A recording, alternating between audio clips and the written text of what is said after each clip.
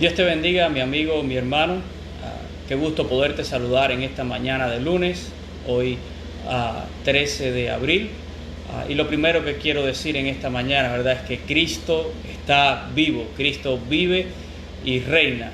Y realmente pues nos gozamos ayer con muchísimos hermanos y estábamos gozándonos también a través de las redes, viendo cómo muchísimas congregaciones y muchísimos siervos de muchas maneras ayer estaban proclamando la grandiosa, la maravillosa noticia de que Cristo, ¿verdad?, no está en la cruz, el Señor no está en el sepulcro, el Señor está vivo, ha resucitado, ¿verdad?, reina en gloria, en majestad. Y por eso estamos felices. Ayer fue un día de recordación y también un día de proclamación. Así que espero que usted se haya podido gozar y que haya podido compartir con otras personas esta maravillosa noticia, ¿verdad? Nuestro Redentor está vivo. Ayer alguien me decía, tengo tantos deseos ya de volver a la normalidad. Y yo me quedé pensando en eso y digo, bueno, ¿y será que volver a lo que estábamos viviendo es volver a la normalidad o volver a la anormalidad? Y realmente Dios me trajo esta reflexión. Quizás por medio de todas estas cosas que estamos viviendo, por medio de esta crisis, de este virus y de todas las lecciones difíciles que sé que estamos pasando algunos, y no soy la peor persona, ¿verdad?, que ha atravesado por esto. Hay muchas personas que están sufriendo y mis respetos, ¿verdad?, para toda aquella persona que está pasando por un momento difícil. Pero quizás Dios está usando todas estas cosas para traernos a la normalidad. Y cuando hablo de la normal, me refiero a que lo normal es que nosotros pasemos más tiempo en casa, que lo normal es que pasemos más tiempo con nuestra familia, con nuestro cónyuge, con nuestros hijos, que lo normal es que tengamos más tiempo para leer la palabra de Dios, que lo normal es que tengamos más tiempo para orar, que lo normal es que podamos valorar todas las cosas que tenemos y a veces no las valoramos. Sin embargo, muchos de nosotros estamos anhelando volver a un tiempo donde quizás estábamos viviendo de manera anormal. Pensemos un poco, ¿verdad?, en todas esas cosas. ¿Qué es lo normal? ¿Cómo vivimos ahora o cómo estábamos viviendo antes? Y yo creo que todo esto tiene que dejarnos, sin duda, algunas lecciones a nosotros. Yo quiero hablar con usted en nuestro devocional, ¿verdad? Y vamos a estar compartiendo en la semana, en el Evangelio, bueno, no en el Evangelio, sino en el libro de los Hechos, ¿verdad?, que es otro libro que escribe Lucas, al igual que su Evangelio. Lucas comienza diciéndonos que Jesús, después de haber resucitado, estuvo apareciendo 40 días a sus discípulos, dando pruebas indubitables, o sea, pruebas indudables de su resurrección. Y quiero que en esta semana estemos pensando, dentro de lo posible, ¿verdad?, en algunas de estas cosas que sucedieron durante estos 40 días. Yo creo que es importante continuar con la historia del Evangelio, porque ciertamente si en aquel momento se dudó de la resurrección de Cristo, todavía muchas personas hasta el sol de hoy, ¿verdad?, continúan dudando acerca de que Cristo se levantó de la muerte. Y yo creo que tiene que ver con cierta insensibilidad espiritual. A veces nuestros ojos espirituales están cerrados. Hoy quiero compartir con usted una historia en el Evangelio de Lucas, allí en el capítulo 24, los versículos del 13 al 35. Aquellos dos discípulos que iban caminando a Emaús. Y creo que podemos aprender algunas lecciones prácticas de esta historia. Voy a leer con usted estos textos y después vamos a meditar brevemente en ellos. Dice a partir del versículo 13: He aquí, dos de ellos iban el mismo día a una aldea llamada Emaús, que está cerca, a 60 estadios de Jerusalén, e iban hablando entre sí de todas aquellas cosas que habían acontecido. Sucedió que mientras hablaban y discutían entre sí, Jesús mismo se acercó y caminaba con ellos, mas los ojos de ellos estaban velados para que no le conociesen. Y les dijo: ¿Qué pláticas son estas que tenéis entre vosotros mientras camináis, y por qué estáis tristes? Respondiendo uno de ellos, que se llamaba Cleofas, le dijo: ¿Eres tú el único forastero en Jerusalén que no ha sabido las cosas que en ellas han acontecido en estos días? Entonces él le dijo: ¿qué cosas? Y ellos le dijeron: de Jesús Nazareno, que fue varón profeta, poderoso en obra y en palabra delante de Dios y de todo el pueblo, y cómo le entregaron los principales sacerdotes y nuestros gobernantes a sentencia de muerte y le crucificaron. Pero nosotros esperábamos que Él era el que había de redimir a Israel, y ahora, además de todo esto, hoy ya es el tercer día de que esto ha acontecido. Aunque también nos han asombrado unas mujeres entre nosotros, las que antes del día fueron al sepulcro, y como no hallaron su cuerpo, vinieron diciendo que también habían visto visión de ángeles, quienes dijeron que Él vive. Y fueron algunos de los nuestros al sepulcro, y hallaron así como las mujeres habían dicho, pero a Él no le vieron. Entonces Él les dijo: oh insensatos y tardos de corazón para creer todo lo que los profetas han dicho. ¿No era necesario que el Cristo padeciese estas cosas y que entrara en su gloria? Y comenzando desde Moisés y siguiendo por todos los profetas, le declaraba en las Escrituras todo lo que de él decían. Llegaron a la aldea donde iban e hizo como que iba más lejos, mas ellos le obligaron a quedarse diciendo: quédate con nosotros, porque se hace tarde y el día ya ha declinado. Entró pues a quedarse con ellos, y aconteció que estando sentados con ellos a la mesa, tomó el pan y lo bendijo, lo partió y les dio. Entonces les fueron abiertos los ojos y les reconocieron, mas él se desapareció de su vista. Y se decían unos a otros: ¿no ardía nuestro corazón en nosotros mientras nos hablaba en el camino y cuando nos abrían las Escrituras? Y levantándose en la misma hora volvieron a Jerusalén, y hallaron a los 11 reunidos y a los que estaban con ellos, que decían: ha resucitado el Señor verdaderamente y se ha aparecido a Simón. Entonces ellos contaban las cosas que les había acontecido en el camino y cómo le habían reconocido al partir el pan. Y yo quiero hablar con usted en esta mañana acerca de esa sensibilidad espiritual para poder percibir al Señor Jesús.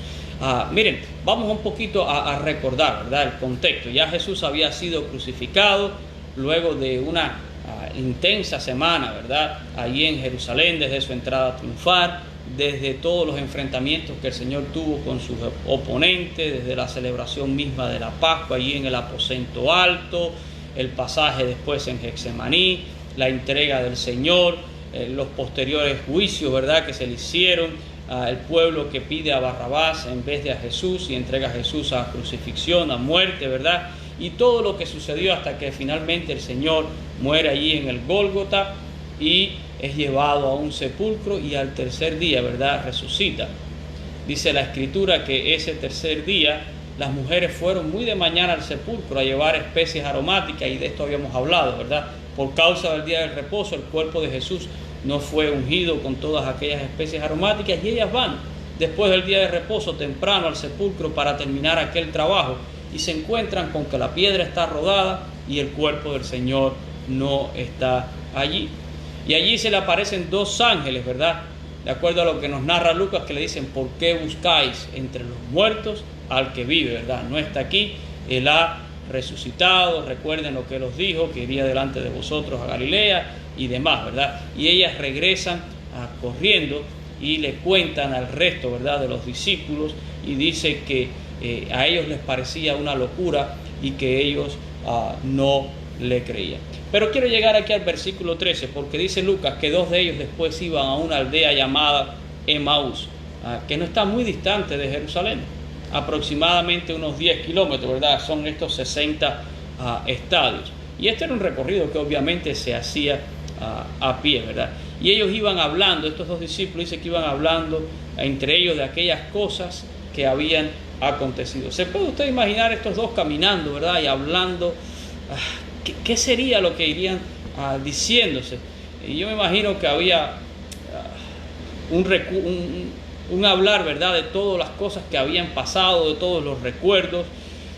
Quizás en esta conversación pues salían todas las angustias del momento presente y todas las incertidumbres futuras, ¿verdad?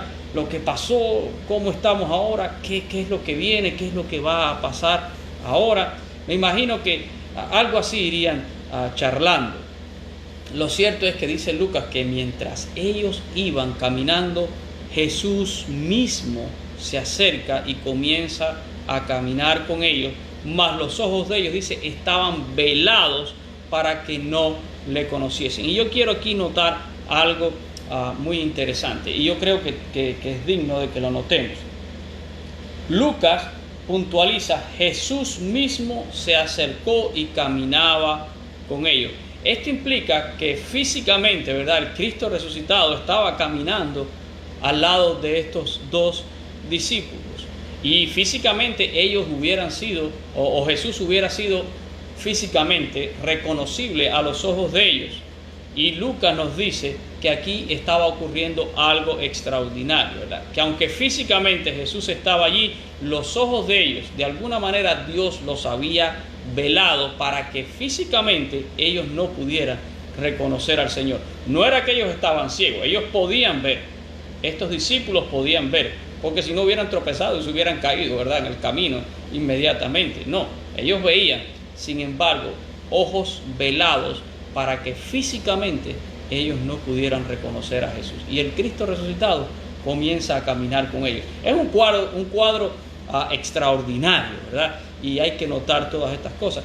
Yo siempre he admirado mucho a las personas que son ciegos, porque yo creo que ellos desarrollan enormes habilidades que les permiten de alguna manera estar conscientes del medio que les rodea, ¿verdad? Desarrollan a veces un gran sentido del tacto.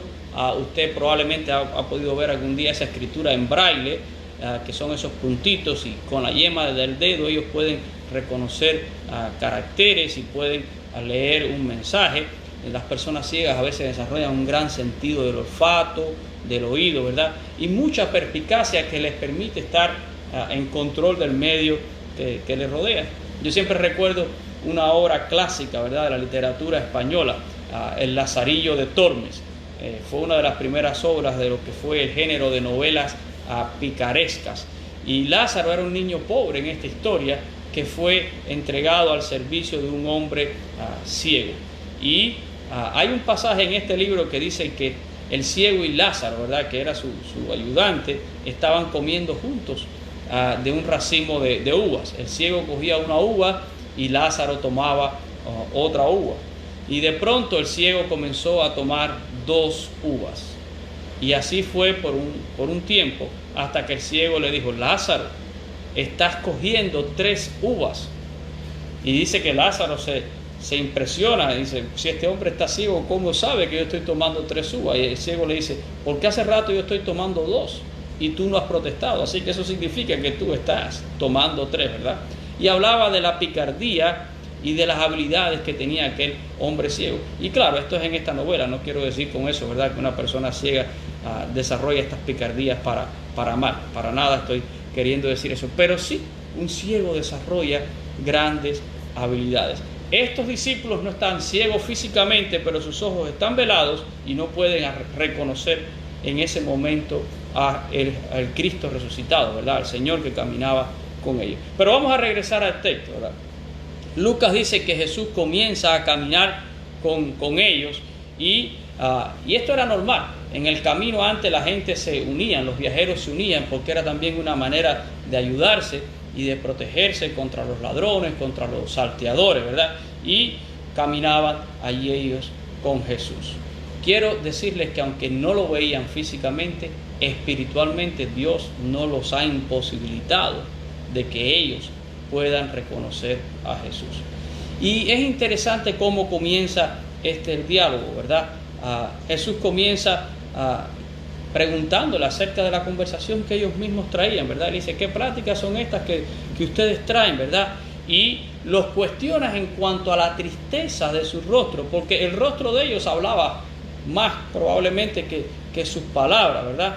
Y yo quiero que usted note que esto es la consecuencia de no poder ver y no poder percibir espiritualmente. Cuando nuestros sentidos espirituales están bloqueados, no podemos ver y no podemos sentir. Y yo quiero que usted vea cómo eso aplica, ¿verdad?, directamente a nuestra vida y a nuestra relación con Dios. ¿Sabe? Ni usted ni yo somos diferentes de aquellos hombres que caminaban a Emmaus. Alguno de nosotros pudiera decir, pero ya a estos hombres, ¿qué les pasa, verdad? Yo inmediatamente me hubiera dado cuenta de que era Jesús. No, usted no es mejor que esas personas, ni yo tampoco. Y cuando no podemos ver espiritualmente, nosotros reaccionamos como ellos en las propias circunstancias de nuestra vida. Olvídese ahora de esta escena por un momento, ¿verdad? Pero piense cuando su sentido espiritual está bloqueado, cuando usted no está pudiendo de alguna manera percibir y discernir, usted reacciona igual que estas personas. Muchas veces reaccionamos con tristeza.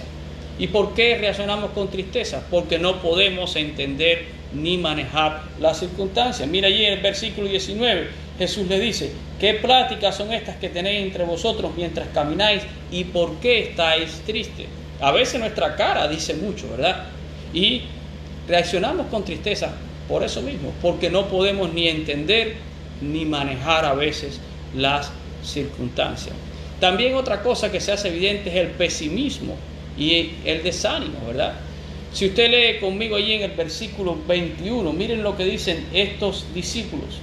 Dice, pero nosotros esperábamos que Él era el que había de redimir a Israel, y ahora además de todo esto, ya hoy es el tercer día que esto ha acontecido, ¿verdad? Ahí viene el pesimismo, ahí viene el desánimo. Nosotros esperábamos, ¿verdad? Ya no estamos tan seguros. No parece que va a ser así, ¿verdad? Ya han pasado 3 días. Viene el desánimo, viene el pesimismo.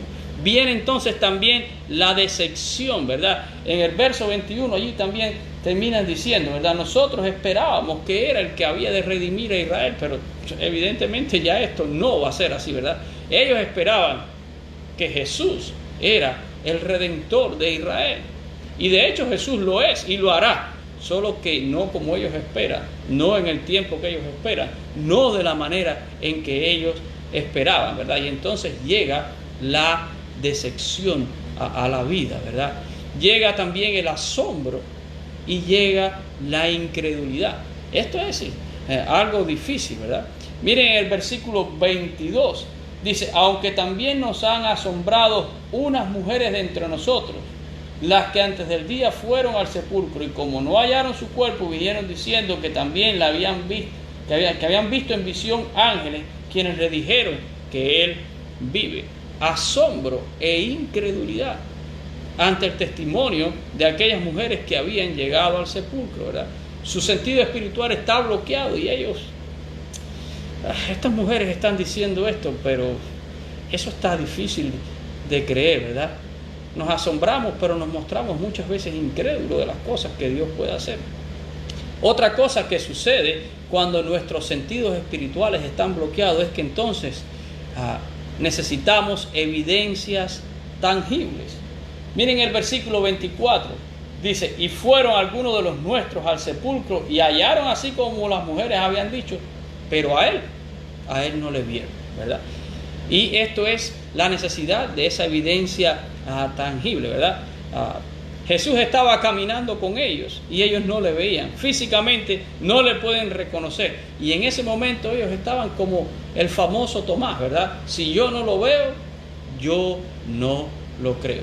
Ellas vinieron, nos han dicho todas estas cosas, hemos reaccionado a esto, ¿verdad? Con incredulidad, con asombro. Allá fueron algunos de los nuestros. Y sí, es verdad, el sepulcro estaba vacío, pero a Él no le vieron.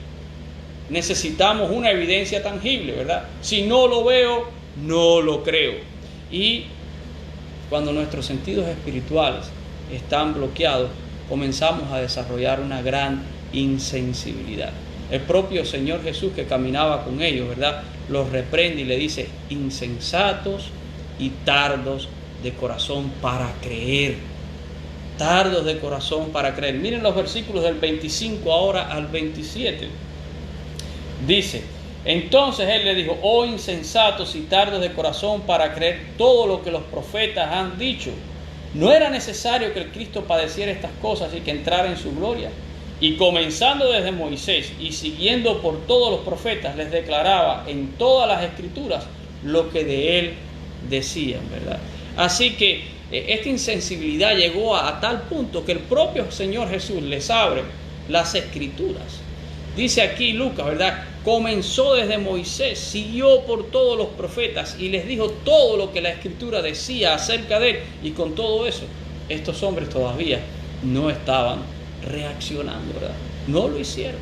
Así que cuando nuestros sentidos espirituales están bloqueados, viene la tristeza, el pesimismo, el desánimo, nos sentimos decepcionados, reaccionamos con incredulidad, necesitamos en ese momento evidencias tangibles en nuestra vida y viene un cúmulo de cosas, ¿verdad?, que nos van inhabilitando y no nos dejan percibir la presencia de Dios en nuestras vidas. Y eso puede estar pasando aún en este tiempo, ¿verdad? Un tiempo de crisis, un tiempo de prueba y estas cosas pueden llegar. Miren, la historia dice que llegaron por fin a la aldea a donde iban y Jesús hizo como que iba a seguir, ¿verdad? Y ellos le invitaron a quedarse porque ya era tarde, ya el día había declinado y como buenos judíos ellos eran hospitalarios y se cuidaban unos a otros, ¿verdad? Cuidaban siempre del prójimo. Y el relato es interesante porque dice que cuando se sientan a la mesa, Jesús toma el pan, lo bendice, lo parte y les da a ellos también. Y de pronto es como que, uy, un momento, esto como que yo no lo vi ya antes, ¿verdad? Y aquí es el clímax de esta historia, ¿verdad? Dice Lucas algo interesante. Dice Lucas que en ese momento sus ojos fueron abiertos y le reconocieron, ¿verdad? Versos 30 y 31 dice: y aconteció que estando sentado con ellos a la mesa, tomó el pan, lo bendijo, lo partió y les dio. Y dice en el verso 31, entonces le fueron abiertos los ojos y le reconocieron, mas él se desapareció de su vista. Y este es un momento glorioso, ¿verdad? Ellos físicamente veían antes a Jesús, pero no lo reconocían. Sin embargo, cuando Dios abre sus ojos espirituales en aquel momento, entonces ellos le reconocen, ¿verdad? Hay un momento, ¿verdad? Yo diría que es súper especial y nosotros no podemos, a veces yo creo que nuestra imaginación no nos da para alcanzarlo porque estamos hablando de algo extraordinario que hace Dios en este instante, ¿verdad? Abre esos ojos espirituales, ellos reconocen a Jesús y lo más interesante, en el momento en que pueden ver a Jesús espiritualmente, dice Lucas que Jesús entonces desaparece de su vista físicamente. En ese instante, dice Lucas, ¿verdad? Él se desapareció de su vista. En el momento en que podemos empezar a ver espiritualmente, en ese momento, pues Jesús desaparece físicamente, ¿verdad? De sus ojos. Y esto me recuerda a veces una de esas películas de acción que nosotros vemos, donde hay un superhéroe, ¿verdad?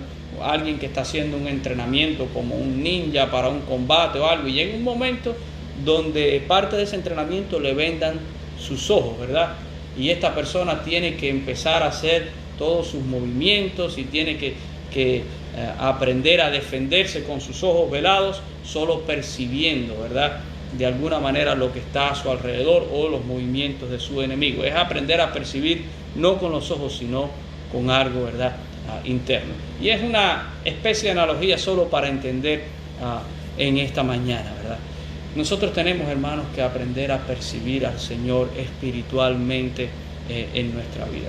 El versículo 32 narra la frustración y el reproche, ¿verdad?, que estos discípulos sintieron ellos, ¿verdad?, cuando dijeron: no ardía nuestro corazón en nosotros cuando nos hablaba en el camino y cuando nos abría la Escritura. Y es como decirle: oye, ¿dónde estábamos nosotros? Si Él nos estaba hablando claramente y somos nosotros los que... Es como si hubiéramos estado muertos. No ardía nuestro corazón dentro de nosotros. Ellos se reprochan esa insensibilidad. Y yo creo que a algunos de nosotros a veces no sucede eso. Algunos de nosotros a veces deberíamos decir: oye, que no está ardiendo nuestro corazón. Algunos de nosotros a veces estamos, ¿verdad?, así, con tristeza, con pesimismo, con desánimo, decepcionados, ¿verdad?, buscando evidencias tangibles y desarrollando una gran insensibilidad. Si eso te está pasando, ojo, ¿verdad?, porque puede ser que tus sentidos espirituales no estén funcionando correctamente. Yo creo que una de las cosas más hermosas, una de las experiencias más hermosas que hay es poder percibir al Señor en nuestra vida. Tener esa sensibilidad espiritual. Saber que Jesús está en mi vida. Saber que el Señor es real en mi vida. Saber que el Señor está en control de todas las cosas. Saber, ¿verdad?, que Él está ahí, ¿verdad? Y yo quisiera en esta mañana, querido hermano, que tú me escuches, ¿verdad? Y saber si en el camino de tu vida, porque Jesús está caminando con cada uno de nosotros, y ahora estoy haciendo aquí una analogía, ¿verdad? Jesús está caminando con cada uno de nosotros. Jesús constantemente nos está dando a nosotros evidencias de que Él está a nuestro lado, de que Él está ahí. Pero a veces nuestro corazón es el que no está ardiendo dentro de nosotros. A veces nuestros sentidos espirituales están apagados y no le percibimos y le preguntamos ¿dónde tú estás cuando está pasando todas estas cosas? Él está ahí.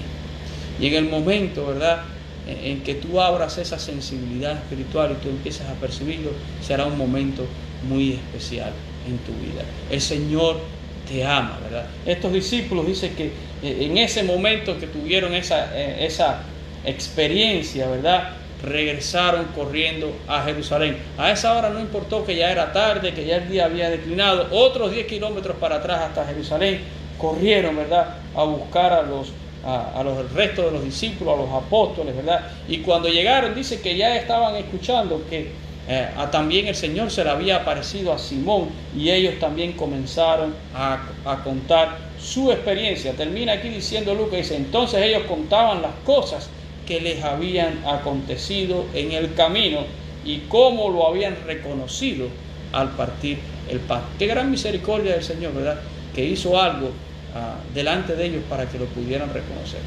Partió el pan como lo había partido, ¿verdad?, en otra ocasión con ellos. Y el Señor lo podemos reconocer también en nuestra vida. Y si tú le reconoces, haz como los discípulos, ¿verdad? Corre, cuéntale a otros, ¿verdad? Y déjale saber, el Señor está vivo. Lo podemos percibir, ¿verdad? Lo hemos podido percibir en nuestra vida. Vamos a orar en esta mañana. Padre, yo te doy gracias por este momento que me permites compartir con todos mis hermanos, Señor, en las redes. Y gracias por esta historia, Señor. Una historia maravillosa entre que tú resucitaste y asciendes a los cielos. 40 días tú estuviste en la tierra dando pruebas indubitables de tu resurrección, y esta fue una de ellas. El Cristo resucitado se le aparece a estos dos discípulos en el camino a Emaús, y ellos estaban frustrados, ellos estaban tristes, ellos estaban angustiados, había pesimismo, había desánimos en su vida, había incredulidad, había necesidad de evidencias tangibles, como también la hubo en Tomás, el que dijo que no creería si no vería. Había insensibilidad en su corazón. Pero tú tuviste el amor y la misericordia de caminar con ellos, de andar allí con ellos y de revelarte de alguna manera a través de su corazón para que sus sentidos espirituales fueran abiertos. Y yo sé, Señor, que tú sigues obrando esa misericordia con cada uno de tus hijos, con cada uno de tus discípulos. Señor, probablemente muchos de nosotros ahora, por todo lo que estamos viviendo, Señor, al no poder entenderlo, al no poderlo manejar, Señor, estamos tristes. Quizás el pesimismo está ganándole a muchas personas. Muchos podrán estar desanimados. Incluso puede ser que haya alguno de entre nosotros que esté decepcionado de su fe. Pero, Señor, te ruego que con misericordia tú hables a esas vidas. Tú toques nuevamente estos corazones. Que tú abras sus ojos, Señor, como abriste los ojos de aquellos discípulos, Señor. No para verte físicamente, sino para poderte experimentar de una manera espiritual. Saber que tú estás allí, Señor. Que tú estás presente en nuestras vidas. Que tú estás en control absoluto de todas las cosas, Señor. Oh Dios, revélate a cada uno de tus hijos y abre nuestros sentidos. Apártanos de insensibilidad espiritual en nuestras vidas. Oh Dios, ruego nuevamente en esta mañana por todos los enfermos, por todos los necesitados. Señor, hay tantas personas con necesidad de salud. Hay personas que están llorando en este día porque han perdido a un ser querido, están tristes, Señor. Hay personas que en este día tienen necesidades económicas porque han perdido sus empleos. Oh Jesús, te ruego que tú seas suficiente en la vida de cada uno de tus hijos, que tú te hagas presente, que ellos puedan sentir en medio de todas estas situaciones que tú estás allí, que espiritualmente, Señor, puedan saber que tú estás acompañándoles, que tú vas a proveer, que tú vas a darles nuevas fuerzas, que tú los vas a levantar, que tú los vas a sostener en medio de esta prueba, Señor. Tú lo haces con cada uno de nosotros. No permitas que el enemigo venga a sembrar dudas. No permitas que el enemigo venga a robar nuestra paz, nuestra tranquilidad. No permitas, Señor, que el enemigo venga a mermar, a drenar nuestra fe. Queremos sentirte, Señor, queremos experimentarte en nuestra vida y que nuestra fe en ti sea el estandarte que nos ayude a sostenernos, Señor. Ayuda a cada uno de mis hermanos en este día, cualquiera que sea su necesidad. Y ayúdanos a reflexionar. Ayúdanos, Señor, no a anhelar lo que nosotros creemos a veces que es una vida normal. Ayúdanos a valorar las cosas que ahora mismo tú estás trayendo a nuestras vidas. A valorar el tiempo en nuestro hogar, a valorar el tiempo con nuestras familias, a valorar el tiempo de leer tu palabra, de orar en tu presencia, de poder compartir juntos, de edificarnos mutuamente, Señor. Tú nos estás trayendo a las cosas que deberían de ser normales en nuestra vida. El resto de los afanes de este mundo son anormales. Es cosas que son, Señor, seculares. Ayúdanos a buscarte a ti y a experimentarte en nuestra vida, Señor. Oro por todos en esta mañana. Oro por todos los necesitados. Cúbrenos, Señor, con tu sangre. Te lo ruego en el nombre precioso de nuestro Salvador, Cristo Jesús. Amén. Amén. Gracias, hermanos. Dios les bendiga a todos. Gracias por acompañarnos siempre en la mañana. Gracias a todos los que se conectaron ayer también a nuestro servicio de resurrección. Gracias por todos los comentarios, de veras. Siempre digo, ¿verdad?, que los recibo con muchísimo cariño y me dan mucha fuerza, mucho aliento. Queremos continuar en esta batalla y sabemos que pronto, ¿verdad?, este azote que ahora estamos viviendo va a desaparecer. Pero mi oración es que cuando este momento llegue, todos hayamos sido transformados por este tiempo, que no hayamos vivido todo este tiempo en vano, por gusto, sino que podamos aplicar todas las lecciones espirituales que el Señor está trayendo a nuestras vidas. Estoy seguro que seremos una iglesia muy diferente, una iglesia renovada, una iglesia transformada, una iglesia que entiende mejor ahora, ¿verdad?, cuál es su misión en este mundo, una iglesia con un deseo profundo de adorar a Dios y de predicar el Evangelio de Cristo Jesús. Les amo, mis hermanos. Estoy seguro que nos vamos a ver muy pronto y vamos a poder compartir. Dios me les bendiga y, como siempre le digo, que la paz de Jesucristo esté en su vida, esté en su corazón, esté en su hogar. Nos vemos mañana nuevamente a las 9:30 y continuaremos compartiendo estos tiempos devocionales. Dios les bendiga a todos. Amén.